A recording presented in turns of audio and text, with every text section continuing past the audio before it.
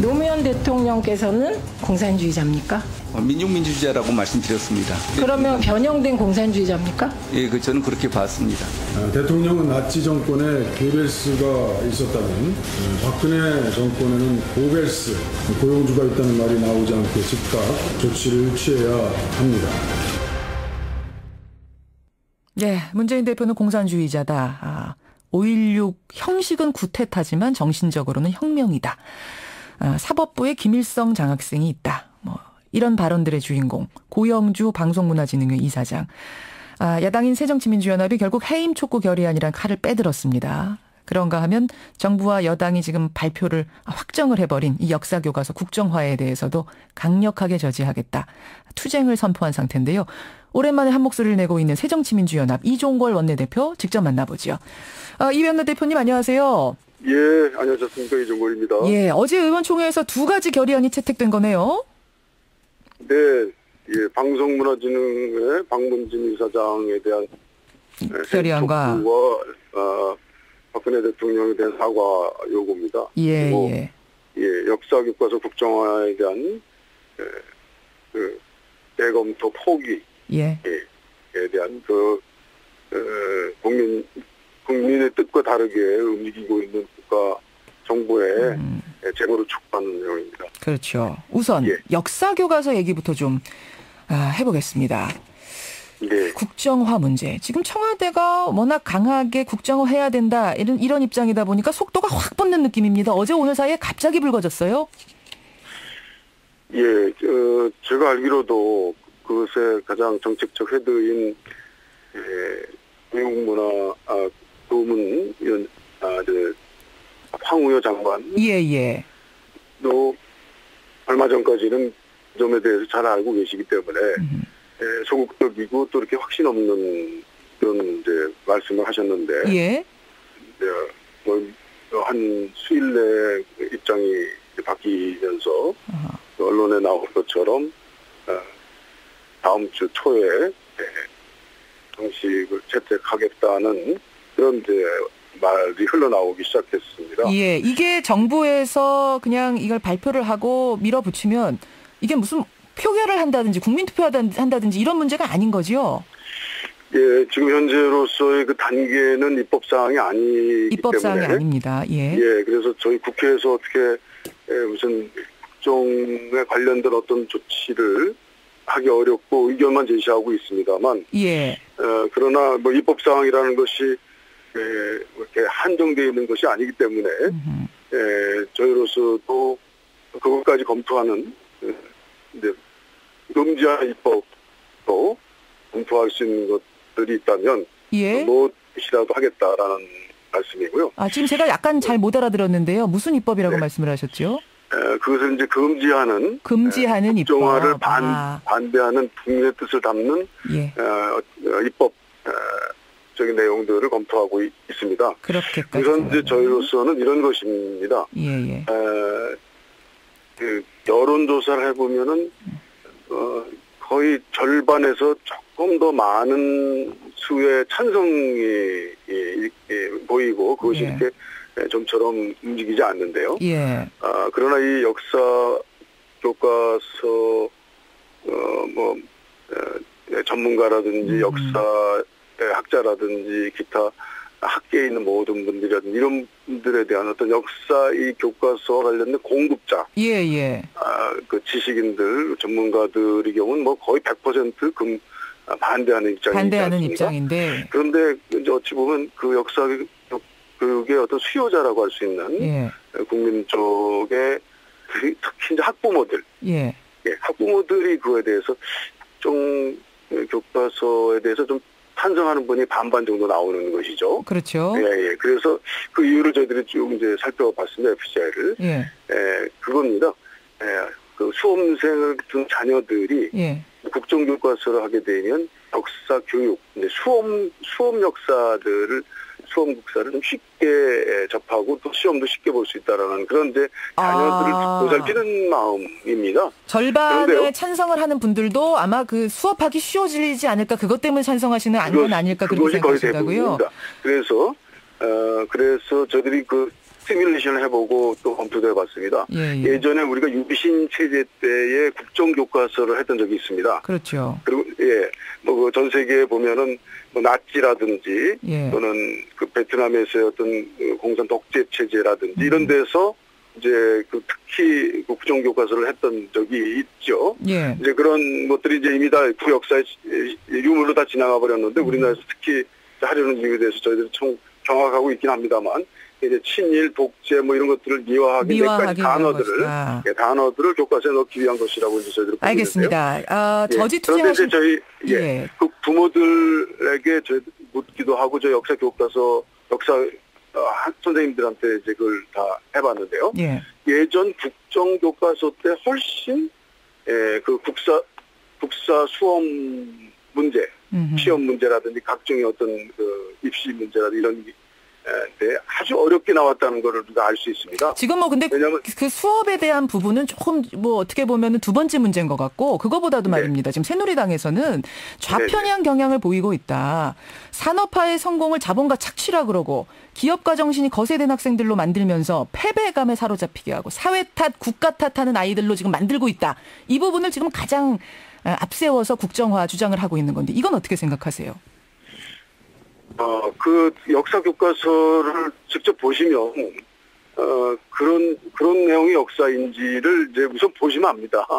그러니까 산업화의 그늘 속에 피해를 본 그런 분들도 있고 그 산업화가 성공해서 대한민국의 경제 재건이 성공적으로 이루어졌던 시절이 있고 또 지금도 그런 영향이 크게 가고 있지만 다만 산업화의 그늘 하에서 또 산업화가 너무 독점적인 재벌 중심의 산업이 이루어짐으로써 그 그늘 속에 묻힌 사람들의 어려움과 또 고난 뭐 이런 것들이 또 하나의 측면으로 비춰지는 건 있겠습니다만 또 교과서들이 다 그걸 이렇게 강조하고 있는 것도 아니고 범위인정 교과서 말씀을 드리는 말씀입니다. 뭔가 새누리당이 지금 잘못된 부분을 가지고 여론을 호도하고 있다 이런 말씀이신데요. 어떻게 보면은 심소봉대하고 있는 아주 한 측면을 보는 이제 그런 그걸 전체로 이렇게 주장하고 있는 듯한 그런 정기국회까지도 보이콧 하실 생각이십니까? 이 문제는 국민들이 좀 실상만 아신다면 모두 다 반대하실 것이기 때문에 이 내용들을 정말 무덤 속에 갇혀버린 그 사실들을 다시 끄집어내는 듯한 박근혜 정부의 태도를 국민들에 알리고 같이 공유하는 어떤 절차도 다 진행하려고 합니다. 어떤 절차도 다 진행하신다는 거는 보이콧도 생각하시는 거군요. 그 정도까지 중대하게 보신다는 거군요.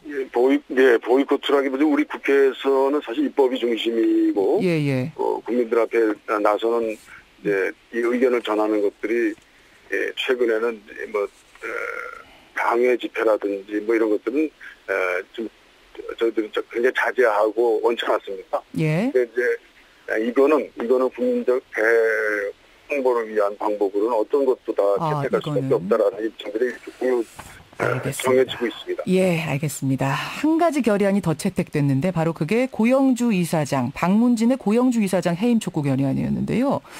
해임 밖엔 방법이 없던가요? 지금 이제 국회에서 행한 일이기 때문에 그 고영주 이사장에 대한 그 극단적이고 폭력적인 부구적 성향, 그걸 또 자기 개인 생각을 오히려 만방에 과시하듯이 드러내는 그런 태도, 이제 뭐 이런 것들을 국회의 증언 감정에 관한 법률이고 특히 모독의 내용도 있습니다. 다만 그것이 여야 과반수 이상의 의견을 통해서 하기 때문에 지금 야당만 부정하고 여당이 반대하는 입장에서는 그걸 실현시키기 어려운 지금 조건이 있는데요. 그러나 저로서는 이제 여당의 변화되는 자세를 계속 촉구하고 또 국회 내에서도 그런 태도 변화를 계속 유도할 생각이고요. 그리고 그 고영주 개인에 대한 그 태도 이런 것들을 우리 사회의 독재 잔재를 청산하지 못한 우리 사회의 그 어두운 모습 그 자체입니다. 이분이 가지고 있는 조건은 우선 기본적인 대표적인 인권 말살, 용공 조작 사건, 그 불임 사건, 담당 검사였던 공안 검사 출신은. 근데요, 예. 원내대표님, 대통령 사과는 왜 요구하신 건가요? 이 고영주 이사장 문제를 가지고 박 대통령 사과를 요구하셨어요. 좀 뭐 짧게 답변 부탁드립니다. 예, 요구사항을 세 가지로 했는데요. 과연 이 고영주 이사장의 임명한 것은 방송통신위원장이 이제 할 수 최성준 위원장. 있겠습니다만, 예. 그러나 우리 인사의 모든 바닥을 보면 뭐 거의 대통령 관할하에 모든 것이 이루어지고 있다라는 것을 알 수 있습니다. 그래서 사실 대통령 임명권이라고 보면 되겠습니다. 그래서 청와대에서 이 내용들을 이렇게 오랜 시간 동안 벌써 이미 지적되고 논의되고 또 이미 우리 최민희 의원이 예. 보도자를 통해서 이분이 이렇게 스포트라이트를 받기 이전, 예. 근데 방송문화 진행의 이사장이 되기 이전에 이사라든지 또 기타 다른 직위에서 이런 비슷한 얘기들을 계속 해온 것, 그것을 알고도 사실 인사검증 시스템에서 이런 줄 알면서도 걸러내지 못한 그 부분에서 대통령의 책임이다. 했던 것으로 저는 이해하고 있는데 최근에 어떤 이런 이념적 극우적 성향을 활용하는 이 박근혜 정부의 태도로 봐서는 오히려 알고 이런 사람들을 앞세우는 것으로 저희들은 알고 있는데. 그러면 고영주 이사장의 이 부분과 지금 역사 교과서 밀어붙이는 부분하고 뭔가 다 통하는 부분이 있다고 보십니까? 그렇지 않습니까? 딱 보더라도 알 수 있지 않습니까?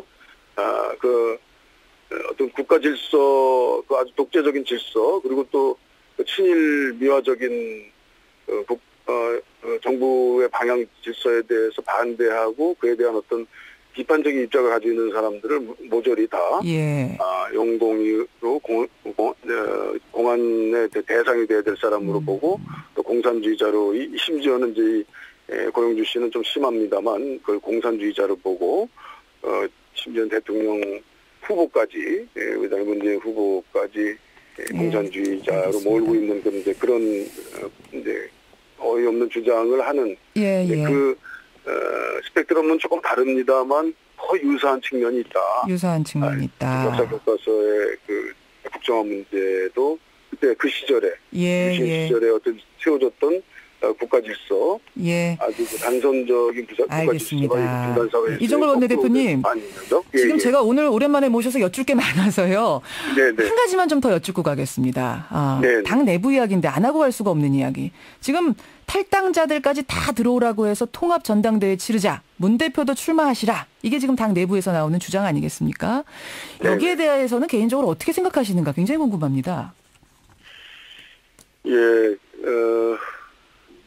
저도 그때 제가 독자적인 그런 말씀을 드린 것이 아니고 문재인 대표께서 재신임을 이제 묻겠다라고 했을 때 그때 그 재신임의 아주 분명한 방법은 문재인 대표도 참여하는 통합 전당대회를 열어서 거기서 국민과 당원이 선택하는 어떤 리더를 중심으로 해서 이번 난국을 풀어나가는 게 좋겠다. 그러면은 문재인 대표도 참여해서 문재인 대표도 하나의 동일한 선상에서 큰 지분을 가지고 있는 한 분으로 참여하는 것이 좋겠다. 이런 말씀을 드린 적이 있었죠.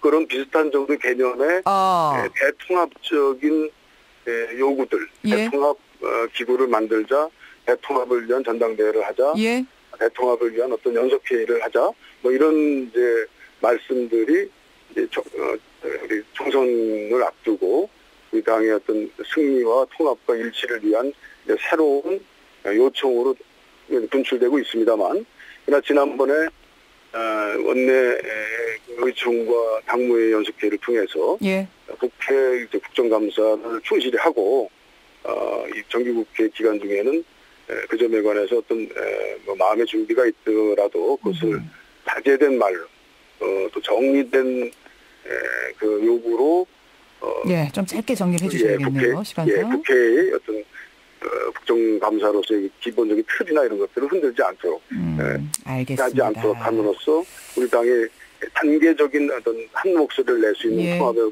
목소리를 우리 스스로 만들어 나가자. 이렇게 서로 결의한 바가 있기 때문에 그런 좀 절차를 염두에 두면서 진행하는 것이 좋겠다. 예, 알겠습니다. 여기까지 예, 오늘 말씀 드려야겠네요. 이정걸 원내대표님 고맙습니다. 예, 감사합니다.